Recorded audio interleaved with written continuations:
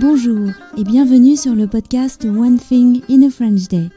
Aujourd'hui, lundi 5 avril 2021, cet épisode, le numéro 1973, s'intitule « Photos de groupe au bord du fleuve », un livre de Emmanuel Dongala présenté par Nathalie Iris.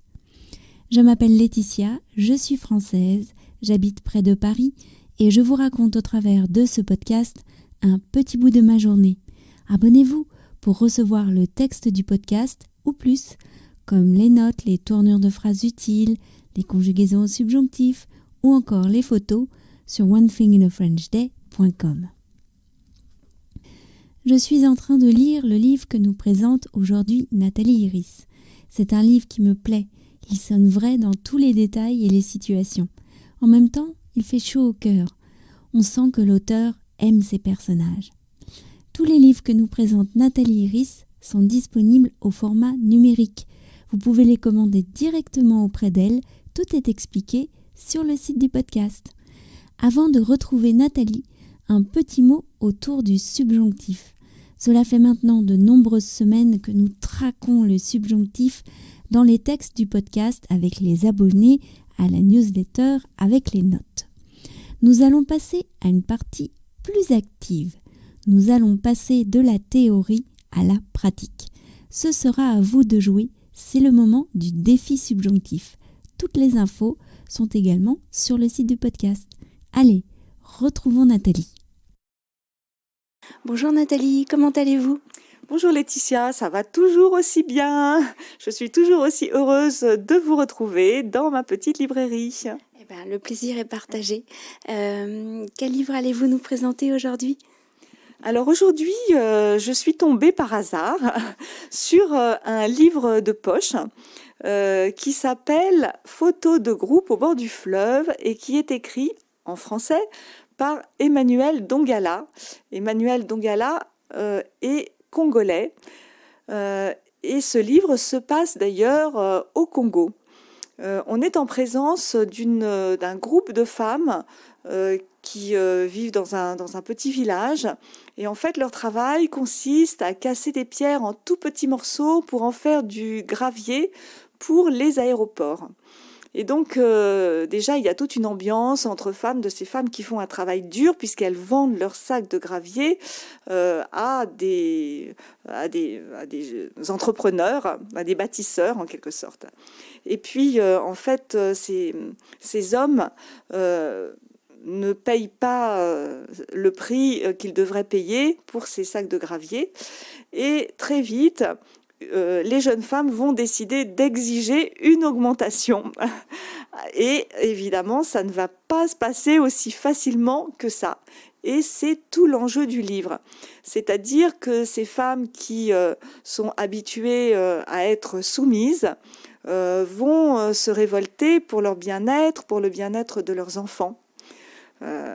Et à travers cette histoire, on voit aussi tous ces pays d'Afrique dans lesquels règne malheureusement beaucoup de corruption.